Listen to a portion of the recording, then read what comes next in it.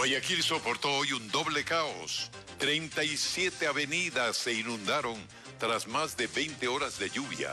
Se sumó el paro de transportistas que colapsó el tránsito. Reformas a la ley de erradicación de lavado de activos plantea que los equipos de fútbol, jueces, fiscales y otras autoridades reporten sus actividades financieras cuando superen los $10,000. La construcción de un sistema de protección del río Coca terminó. Su objetivo es evitar que la erosión llegue a la central Coca-Codo Sinclair. Un proyecto propone traer 2 hipopótamos de Escobar a Ecuador. Le contamos los detalles en la segunda parte de nuestro especial.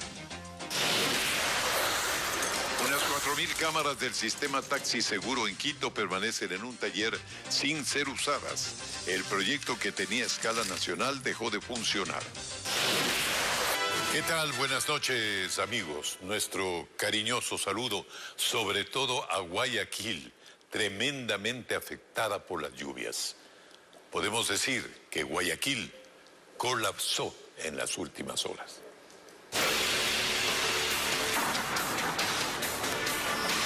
Guayaquil colapsada.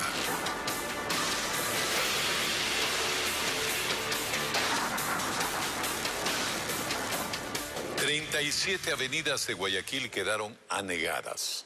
Tras la fuerte lluvia de la tarde, el aguaje y la tormenta de la madrugada, decenas de calles, incluso las principales de la ciudad, se inundaron, generando caos. En algunos casos, los ciudadanos se quedaron atrapados en sus barrios y en otros, moverse, tomó horas.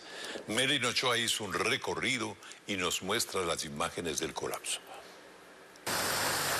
Pasadas las 5:30 de la tarde del miércoles empezó la lluvia moderada en Guayaquil. Una hora después, las calles lucían inundadas por segundo día consecutivo, sobre todo en los sectores que colindan con el Estero Salado y el río Guayas, como el Malecón Simón Bolívar y la terminal terrestre de la ciudad. El panorama para los conductores se tornó complicado. A las 7:30 de la noche el tráfico era lento, pues el agua cubrió la calzada de las principales vías del centro y norte del puerto principal. Algunos empujaron sus vehículos, mientras otros tuvieron que cargar a personas. En el sector del Cisne, en el suroeste de Guayaquil, hubo quienes se pusieron a nadar.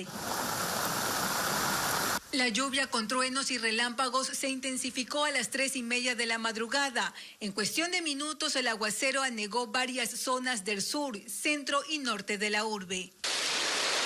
En el sector de Sauces, por ejemplo, la avenida Isidro Ayora quedó llena de agua. Usuarios compartieron este video en redes sociales, donde se ve la calzada convertida en un río, mientras que en Samanes estos pasajeros intentaban salir por la ventana del carro. Ya es la segunda inundación en menos de un mes y que hemos perdido bastantes cosas. Somos damnificados. A las 6 de la mañana el tráfico vehicular colapsó.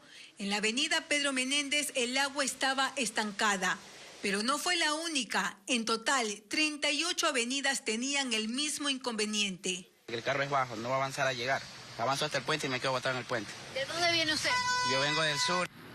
En un video que circuló por redes sociales, se ve que una de las calles junto a la pista del aeropuerto José Joaquín de Olmedo estaba cubierta por agua. Incluso los carros que laboran en la terminal aérea circulaban con dificultad. Además, por la tormenta eléctrica, un avión no pudo aterrizar. A las 8 de la mañana se reportaban carros cubiertos por el agua en la vía Guayaquil-Daule. Cerca de ahí, en la entrada de la Ladrillera, las personas caminaban con el agua hasta el pecho para intentar salir desde el noroeste hacia sus trabajos. Durante la mañana en algunos lugares continuaban las precipitaciones. Son cerca de las 11 de la mañana y estoy en el sector de los Sauces. Aquí incluso cuando pasan los carros forman olas que ocasionan que poco a poco el agua ingrese hasta las casas. Por ahora 2 veces se ha inundado. Siquiera 1 metro de agua hasta el fondo me ha entrado el agua. Constantemente por lo que está tapada las alcantarillas, niña. No hay limpieza de alcantarillas. A las 5 de la tarde volvió a llover en el norte de Guayaquil, lo que mantiene inundado a ese sector de la ciudad. Son las imágenes que dejan hasta el momento las intensas precipitaciones. Tremendo realmente. El noroeste de Guayaquil fue uno de los más golpeados por las lluvias y la tormenta eléctrica. En los barrios de la vía Daule, los habitantes piden ayuda a las autoridades mientras tratan de rescatar algo de sus pertenencias. José Carlos Alvarado hizo un recorrido por esta zona y nos muestra.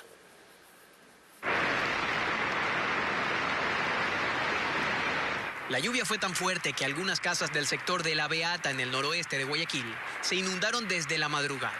Este sector queda cerca de la vía Daule, una de las principales arterias periféricas de la urbe, donde cientos de personas y conductores trataron de evitar quedarse estancados. En el Fortín incluso ciudadanos captaron cómo el agua cayó en forma de cascada.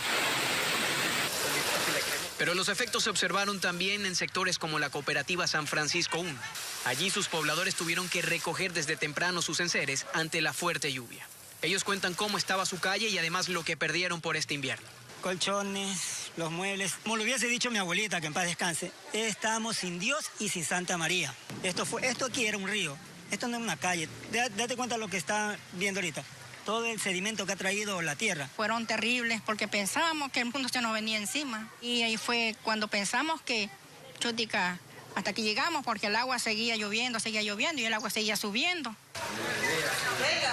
Pero en este mismo punto hay casos en donde refrigeradoras, sillas, muebles y más quedaron flotando por el agua que aún no desfogaba. Los dueños de esta casa en la cooperativa San Francisco 1 son dos adultos mayores que no se encontraban al momento de las lluvias, pero durante la mañana de este jueves podemos ver sus efectos. El agua llega prácticamente a la altura de las rodillas y sus familiares tratan de recuperar lo esencial entre todo lo que se perdió. Estaba recuperando los medicamentos de mi abuela, porque mi abuela es diabética, mi abuelo es hipertenso, sufre del corazón, y entonces ellos recién han pasado por unas operaciones por el cual están delicados. Los habitantes de este y más barrios del noroeste claman por ayuda ante el invierno más fuerte que han sufrido en años. Las causas de esta inundación inusual en Guayaquil se explican por la confluencia de las mareas en el mar, en donde desemboca el río Guayas especialmente. El estero, las lluvias por más de 20 horas. Melina Ochoa vuelve con nosotros. La ciudad, al estar ubicada entre el río Guayas y el estero Salado, se ve afectada por lo que sucede en estos dos cuerpos de agua. Características que se suman a tres factores naturales que coincidieron para que se inunde la ciudad. Primero, por el invierno, los caudales en la parte alta de la cuenca del Guayas incrementaron el nivel del agua. Además, por el aguaje, el mar llegó a su máxima altura y a esto se suman las fuertes lluvias. Todo esto causó inundaciones en la ciudad, pues la marea alcanzó un nivel de 5.18 metros. El INOCAR menciona que el aguaje continuará, provocando que el agua ingrese por el sistema de alcantarillado e impida el desfogue. El periodo de aguaje dura del 21 de marzo al 24, es decir, el día de mañana las mareas comienzan a normalizarse. Ya tendríamos las playas máximas que llegarían hasta 4.40, 4.50 metros, lo cual ya nos mandaría a condiciones normales. La entidad recomienda tener limpias las alcantarillas, ya que durante esta semana se esperan fuertes lluvias con tormentas eléctricas que podrían provocar que la ciudad nuevamente colapse. Esta tarde los transportistas urbanos decidieron terminar con el paro en Guayaquil. Sin embargo, el gremio aclaró que sus unidades retomarán sus actividades desde mañana. Diego Cuenca nos describe que la falta de buses intensificó el caos derivado de las lluvias e inundaciones en las calles y provocó que ciudadanos no puedan movilizarse a sus destinos. Desde este jueves, 2.400 buses urbanos suspendieron su circulación en Guayaquil. Los usuarios se quedaron varados en las paradas de la ciudad, esperando movilizarse en cualquier vehículo. No hay vehículos que los lleven. No hay. ¿Cómo se van a transportar? A ver si cogemos algún taxi. ¿Ya lleva retrasado cuánto tiempo? Ya más de 3 horas, porque la entrada de nosotros es 6:45. Ese fue el malestar que hubo en los exteriores de la terminal terrestre. una de las grandes estaciones de transporte público. Busetas particulares aprovecharon la situación para llevar a los ciudadanos a sus destinos. Tengo que ir a ver a mis nietos porque están inundados de mi hija y no sé qué hacer. Y no puede llegar ahí. No puedo llegar allá. Los afectados son más de 1.900.000 personas, que en promedio se movilizan cada día en los buses urbanos. Quieren aumentar el pasaje, pero el servicio que ellos dan es malo. ¿Te pagaría 40 centavos si mejoran el servicio? Claro que sí. Por la falta de transporte, algunas personas se movilizaron hasta en un tráiler. Ocurrió en la vía Daule. Los transportistas en medio del caos por las inundaciones en la ciudad. Esa mañana se aglomeraron en la avenida Quito y 9 de octubre, en el centro. Ahí obstaculizaron el paso de carros mientras pedían que suban el valor del pasaje de 30 a 40 centavos. Luego caminaron hacia la gobernación del Guayas. Ahí se reunieron con el gobernador, quien ofreció empezar los diálogos desde el 5 de abril, junto con Aquiles Álvarez, el alcalde electo de la urbe. Eso motivó a que esta tarde el gremio tome una decisión. Reanudar el servicio de transporte público a partir del día de mañana, desde primeras horas de la madrugada.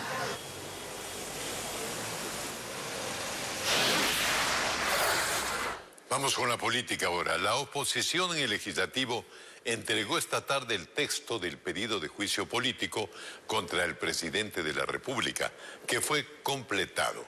El presidente de la Asamblea, Virgilio Saquicela, convocó a los integrantes del Consejo de Administración a una reunión más a las 15:20 de este viernes. El documento será luego enviado a la Corte Constitucional para que lo analice. Patricio Díaz con la noticia política. Muchas gracias. Y en el ámbito político decíamos, todos nos preguntamos, ¿habrá muerte cruzada? No acatar una posible muerte cruzada si la decreta el presidente se encuentra entre las opciones de varias organizaciones en el legislativo, pues consideran que no habría causales para aquello. Patricio Díaz nos cuenta la posición de los bloques legislativos en el caso de que el jefe de Estado tome esta decisión. La posibilidad de una muerte cruzada se analiza en la Asamblea en el marco del pedido de juicio político al presidente de la República. En el ala de Izquierda Democrática que apoya el proceso anticipan su posición en el caso de que el jefe de Estado emita ese decreto. Con algunos legisladores no se reconocerá la muerte cruzada. Aquí el presidente lanzaría la muerte cruzada como una arremetida al juicio político que se lo sigue en su contra.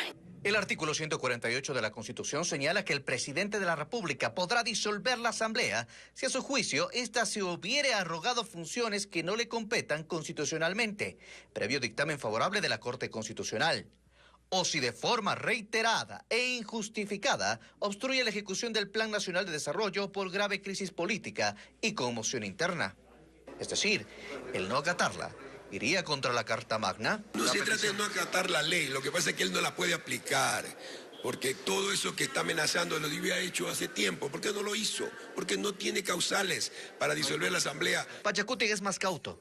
Ellos dicen que analizarán su postura de acatar o no una muerte cruzada el momento en que eso suceda, pero rechazan que llegue a darse en medio de un juicio político. Sería un fraude a la Constitución de la República porque la muerte cruzada no está para cuando me sigue en juicio político. La muerte cruzada está para otros fines. En el otro lado está UNES.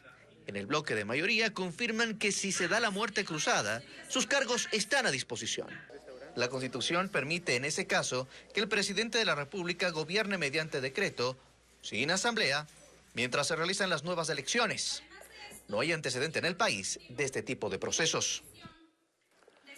Los equipos de la Liga Pro tendrán que reportar sus operaciones a la Unidad de Análisis Financiero y Económico UAFE.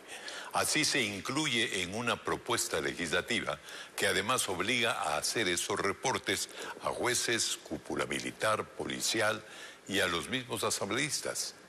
Patricio Díaz nos cuenta que se espera su aprobación definitiva la próxima semana. Es una reforma a la ley de erradicación del lavado de activos que propone, por ejemplo, incluir a los clubes de las series A y B del fútbol ecuatoriano entre las entidades que deban reportar sus actividades económicas a la Unidad de Análisis Financiero UAFE. También se incorporan jueces y fiscales, cúpula militar y policial, directores de centros de rehabilitación, guías con rango de jefatura, gerentes y directores de aduanas, aeropuertos y puertos, además de asambleístas. Ellos deberán presentar informes cada mes por operaciones iguales o mayores a $10.000. Es necesario que la UAFE lleve adelante un análisis pormenorizado de todos los sectores sensibles que de la noche a la mañana aparecen con mansiones, de la noche a la mañana aparecen con grandes fortunas. Entonces ellos tienen que dar cuenta para evitar efectivamente el lavado de activos, de recursos provenientes del narcotráfico. Sin embargo, la obligación que se generaba para estas autoridades, el Ejecutivo planteó eliminarla mediante un veto. A criterio del Ejecutivo ya existen estos controles y por tanto sería casi como quitarle estas facultades a estas entidades que ya tienen la obligación de informar.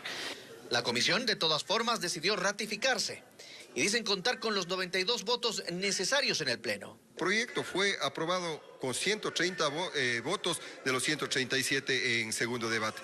Hasta hoy, los reportes a la UAFE los realizan, entre otros, las instituciones del sistema financiero y de seguros, bolsas y casas de valores, administradoras de fondos, quienes se dedican a la comercialización de vehículos, agencias de turismo.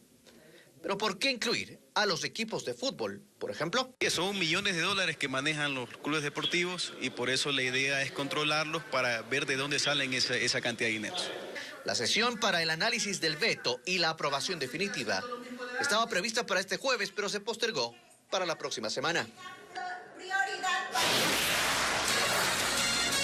En un momento volvemos con los daños causados por el invierno.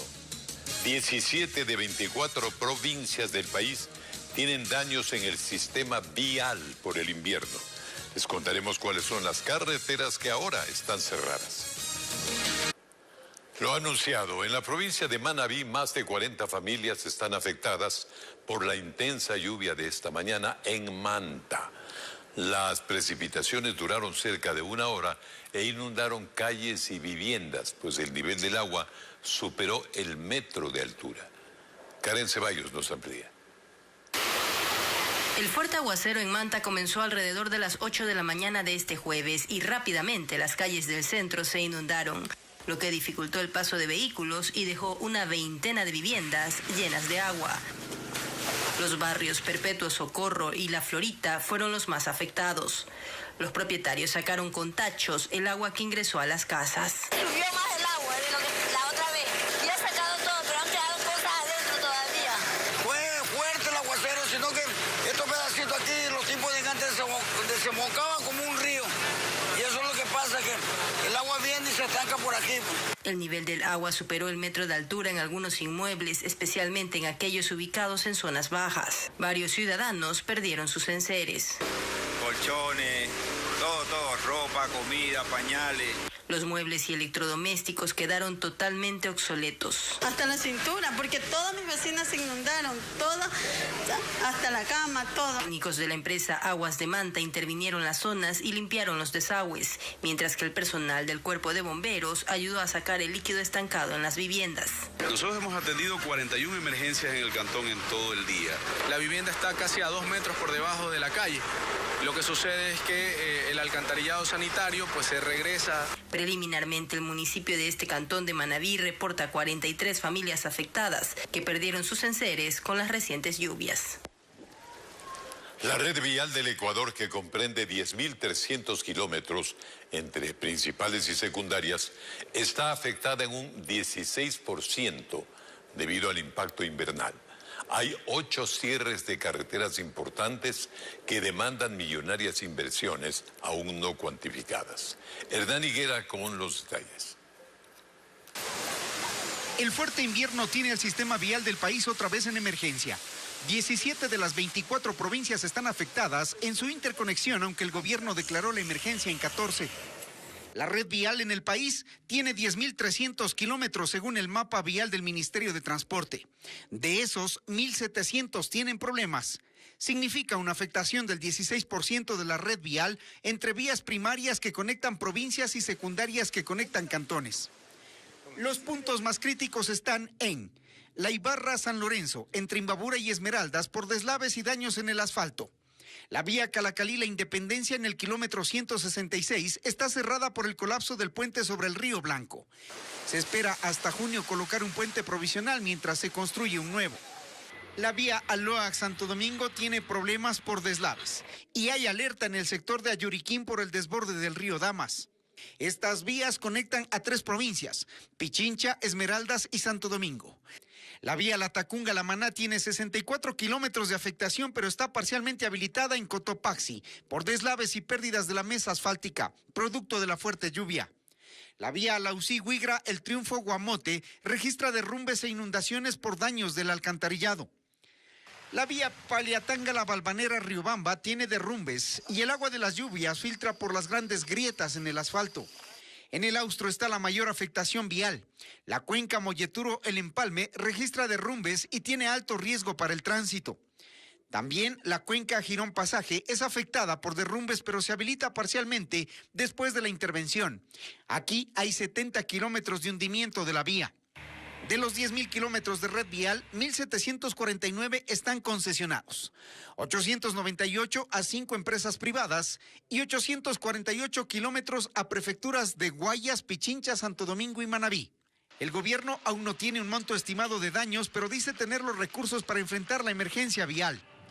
Los planes se improvisan y las prioridades las impone el clima, que también va fiscalizando las millonarias obras que debían tener una vida útil de al menos 50 años. ¿Cuánto de las nuevas carreteras están afectadas? El Colegio de Ingenieros Civiles de Pichincha tiene la evaluación. Parecería, digamos, por estadística, parece que son de un 40-42%, parecería de lo que fue nuevo, lo que pensamos que fue nuevo. Entonces, eso sería más o menos. El resto, digamos, pero lo que venía anteriormente, pues, exactamente tiene que hacer mantenimiento, que no se hizo para la eternidad una vía. ¿Cuánta plata, qué ingentes recursos de los ecuatorianos que se destinaron para eso y ahora no sirve para nada? El invierno continuará sumando las pérdidas mientras se definen planes de reconstrucción y reparación. El presidente de la República, Guillermo Lasso, revisó la situación invernal en la provincia de Los Ríos. Desde la sede del ECU 911 en Babahoyo, el mandatario ofreció el pago de haberes pendientes por los daños del invierno que en esta provincia deja a más de 2.200 personas afectadas en 9 cantones. El presidente se reunió con algunos de sus ministros, asambleístas de esa provincia, el prefecto y varios alcaldes, y también declaró al puente de la Vitalia, que colapsó en Montalvo, como una obra emergente. Financiamiento del gobierno, pero deberá existir un convenio. 1 año o 2 meses tardó la construcción de una obra emergente para proteger la captación de la hidroeléctrica Coca-Codo-Sinclair, que está amenazada por la erosión del río Coca. Allí se invirtieron 14 millones de dólares. Paul Romero viajó a la zona. La captación de la hidroeléctrica Coca-Codo-Sinclair ahora se encuentra a 7 kilómetros de la erosión regresiva del río Coca, que aguas abajo destruyó todo a su paso. Para intentar salvar esta infraestructura, la Corporación Eléctrica del Ecuador, con el asesoramiento del Cuerpo de Ingenieros del Ejército de Estados Unidos, construyó una pantalla subterránea de 279 pilotes de hormigón a 1 kilómetro de la captación, que frenaría la fuerza de la erosión si llega a este sector. En el sentido del agua, sería la primera pantalla que va a oponerse a la erosión. Y en el sentido de la erosión, esta sería la última obstáculo que tenga el río si es que avanza la erosión. La pantalla de hormigón se construyó en 1 año 2 meses. El contrato fue adjudicado a la empresa ecuatoriana Axiem por 14 millones de dólares. Son 220 metros lineales de construcción de una obra imperceptible, porque está construida bajo tierra, son 25 metros. Esto equivale a 8 pisos de una edificación. Al gerente de la SELEC le consultamos por qué se invirtió en esta obra si el Estado aún no recibe la hidroeléctrica Coca-Codo-Sinclair a la empresa china Sinohidro ante los constantes daños en la central que limita su capacidad de generación y por los problemas legales. SELEC es propietaria de estos activos. La responsabilidad de esta administración es que poder maximizar esa producción, precautelar esta inversión de más de 3.000 millones de dólares, independiente del andarivel jurídico. Además, existen obras complementarias que la SELEC deberá realizar para mejorar la protección de la captación. Está en estudios la construcción de un embalse, un dique, para reducir la fuerza del río y ralentizar la erosión. Este fenómeno natural, único en el mundo, empezó en febrero de 2020 y en 3 años ha recorrido 13 kilómetros. Falencias en las investigaciones penales, policías activos involucrados en narcotráfico y falta de sanción a los líderes de las bandas delictivas son algunos de los hallazgos del primer estudio presentado por el Observatorio Ecuatoriano del Crimen Organizado. Jacqueline Rodas nos muestra estos interesantes datos. Este jueves se presentó el primer observatorio de crimen organizado con el auspicio de la Oficina Antinarcóticos de Estados Unidos y varias organizaciones internacionales. El primer estudio da cuenta del estado del sistema de justicia en el país, tras analizar una muestra de las sentencias sobre el delito de delincuencia organizada entre los años 2015 y 2020. Se encontró que en 1 de cada 10 casos están involucrados policías en servicio activo. Ya tienen una participación en el portafolio criminal, llámese extorsiones, alquiler de armas en algunos casos, microtráfico. El estudio además detectó un 93% de impunidad económica, es decir, que no se decomisan los bienes y fondos del crimen organizado. ¿Qué es lo que pasa? Cuando capturan a las personas procesadas por delincuencia organizada y en ese momento les encuentran con vehículos, celulares, dinero, generalmente eso es lo único que se llega a incautar. Detectaron falencias y falta de recursos para las investigaciones. Estos y otros datos sobre varios delitos están disponibles en el Observatorio Ecuatoriano de Crimen Organizado. Andrés Ormaza, abogado, penalista y criminólogo, director del proyecto contra el crimen organizado transnacional, explicará con más detalle mañana en Contacto Directo cuáles son los primeros hallazgos del Observatorio Ecuatoriano del Crimen Organizado. La pausa comercial. Después, ¿cuáles son las alternativas que tiene Colombia para controlar la plaga de hipopótamos? Se lo contamos en una nueva entrega especial.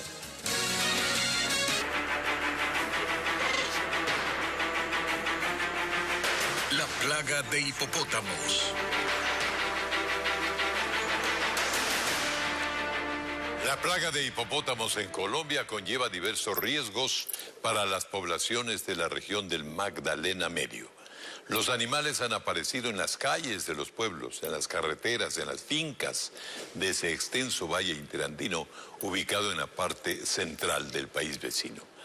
En nuestra segunda entrega les contamos que hay un proyecto en Ecuador para traer a 2 hipopótamos a un zoológico de Guayaquil. Hernán Higuera con el último informe de la plaga de los hipopótamos.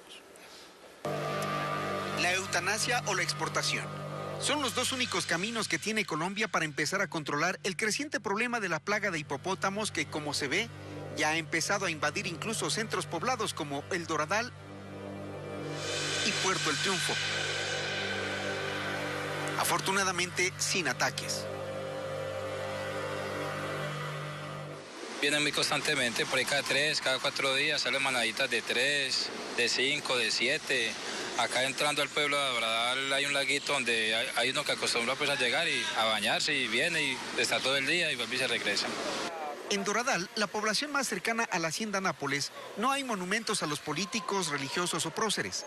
Aquí los monumentos son para los hipopótamos porque atraen el turismo. Les da de comer, dicen. Y los turistas se entretienen mucho con ellos porque aquí hay una laguna cerquitica. Explotan entonces la imagen del animal, pero nadie está para cuidarlos. Hay quienes como Marcela advierten que esto en algún momento puede provocar una tragedia. Por las calles así, literal, y habiendo gente por ahí, niños de todo y andando. Eso, pero bueno. El Ministerio del Ambiente colombiano hace un año puso a los hipopótamos en la lista de animales invasores y ya. Hasta hoy no tiene una ruta de manejo del problema, que va generando otros negocios ilegales con consecuencias impredecibles. Eso lo escuchamos de Néstor, una persona que ha visto cómo se venden las crías. Esta semana sacaron un hipopótamo pequeñitico, como así. Tiraron la atarraya para pescar y ahí cayó. Pero ellos los venden. Allí lo tenían y los compran pequeñiticos y se los llevan para las fincas grandes de por acá. Por 15 millones de pesos o $3,000 estarían haciendo esos negocios. Caminando por las fincas que el gobierno colombiano repartió a algunos habitantes en Nápoles, encontramos a Olger. En el diálogo él nos sorprende. Cuenta que en marzo de 2022 en la laguna cayó un rayo y mató a 7 hipopótamos. La gente repartió su carne para el consumo, sostiene. ¿Y contaron qué era el sabor? ¿Cómo era? Qué maluco era bueno. No era buena la carne. Mucho cuero y poca carne. Sí, duro, creo que es duro. Todos estos problemas colaterales hacen que la Corporación Ambiental CONARE insista en la exportación de estos animales y piden ayuda. La alternativa es distribuirlos a diferentes países, entre ellos el Ecuador. Hay un zoológico en nuestro país que está interesado en llevarse 2 ejemplares del mismo sexo. Irían a Guayaquil. Allí está el zoológico El Pantanal. Hace 4 años están intentando traer 2 hipopótamos a este espacio de 420 metros cuadrados que ha sido adecuado y evaluado por el Ministerio del Ambiente del Ecuador. Hemos ya cumplido con todos los requisitos que nos ha solicitado el Ministerio del Ambiente. Hemos ya sido aprobados en nuestra evaluación de impacto ambiental que nos solicita el Ministerio del Ambiente. Pero el gobierno ha dado un no rotundo a la posibilidad. El zoológico exhibe una patente que le permitiría importar los animales. Lo haría bajo su costo. Esperan resolver el impasse legal con el Ministerio de Ambiente. Nuestro interés es salvar estas especies que hoy por hoy el Estado colombiano está viendo las posibilidades, no solamente de reubicarlas en otros países, sino también de sacrificarlas.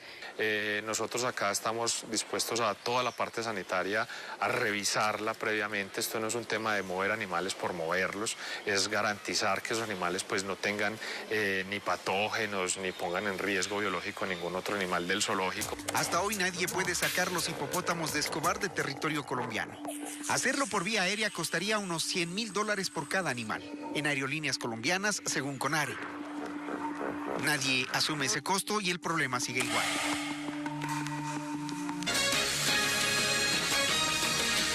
Continuamos. Miles de cámaras del proyecto Transporte Seguro aguardan en un taller de Quito. Taxistas señalan que los kits de seguridad están inutilizados y desde hace 4 años tampoco funciona la plataforma que conecta al ECU 911.